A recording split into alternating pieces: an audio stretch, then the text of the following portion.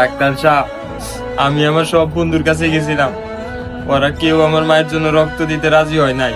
Doctor সাহেব, আমি এখন কি করবো? আমার কাছে তো রক্ত কেনার মতো টাকাও নাই।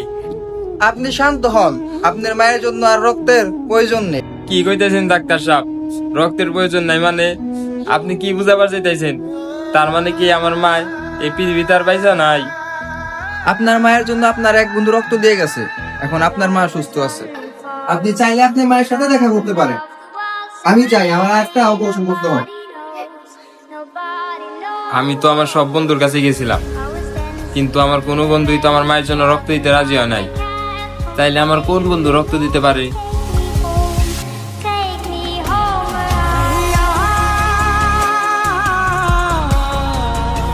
বন্ধু, আমি সারা জীবন তোরে অবহেলা করছি।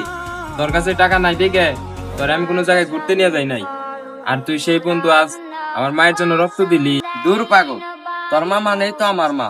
আর তুই যে আমার সবসময় হেলা করছ না, এটা আমি কিছুই মনে করি না। বন্ধু, তুই আমার মাফ করে দিস। আমি না বুঝে তোর সাথে অনেক খারাপ ব্যবহার করছি।